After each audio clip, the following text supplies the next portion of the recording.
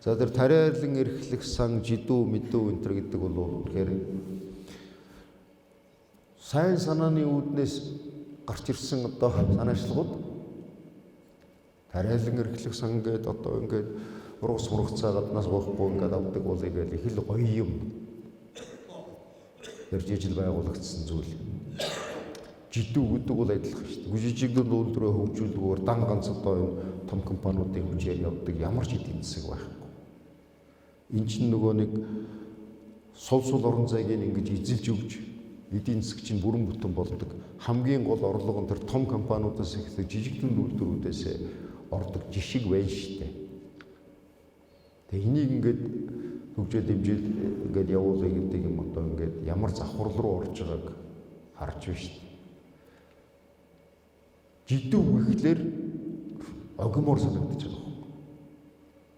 Хаана байдаг жижигдэн үйлдвэрийг дэмжиж хөгжүүлсэн ямар жишээ байгаа юм бэ? Нэг хоёр үйлдвэр хилээтгэж байхгүй байхгүй. Ямар жишээ орж ирж байгаа вэ гэхээр тэр бүм түргээд хүмүүст нь ингээд өгцсөн юм харагдаж байгаа. Энэ бол одоо төрийн нэрийг, улс төрийн нэрийг, намын нэрийг, хувь хүний нэрийг алж байгаа. Хамгийн гол нь явж байгаа замд итгэлийг, иргэдийн итгэлийг алж байгаа хамгийн бозргуулай үйлдэл гэж би үзэж байгаа. Тариалан эрх сангийн юм бас л адилхан шүү дээ.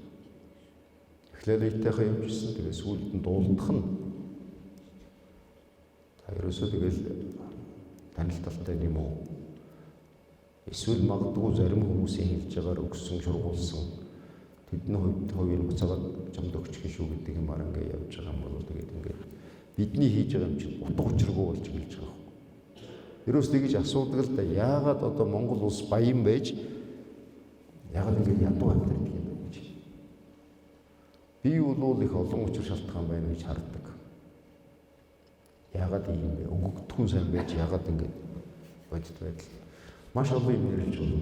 Улс төрийн, эдийн засгийн, эрх зүйн, гадаад хүчин зүйлийн, нийгмийн сэтгэлгээний тэгээ хамгийн гол зүйл за би нэг хэдийг нэрлэе гол хүчин зүйл. Манай улс төр бизнес хоёр болохгүй хэмжээнд танилцуулж ирсэн. Хамгийн том аюулч юм байна. Тэгээд энэ оюун эрдэнэ засгийн газраас сая энэ үндсэн хуулийн юутай хамт ингээд нэг өргөн барьсан хууль байна шүү дээ. Тэгж болохгүй. Чи улс төрд орох нэр дэвших гэж байгаа болов уу гэж. Яг формал талаас харах юм бол энэ хүний эрх талаас айхтар одоо жишээлбэл хүний эрхийг зөрчсөн юм байна. Жишээлбэл та улсын их хурлын гишүүнд дэвших гэж би таны одоо хамаатан бизнес эрхлэх гээд зээл хөөсөлж болохгүй гэж байгаа байхгүй. Миний эрхийг зөрчиж байна. Гэхдээ ийм арга хэмжээ авахгүй болохгүй хэмжээнд хүрчгээд байгаа учраас энийг би дотроосоо хуульч хүний хувьд хүний эрхийг дээдэлдэг хүний хөвжгэлээ гэсэн би энийг дэмжиж байгаа юм. Одоо өвчтөн эвгүй болцоход нөгөө нэг терапийн аргаар яаж болохгүй мис засал оруулдаг үстэй.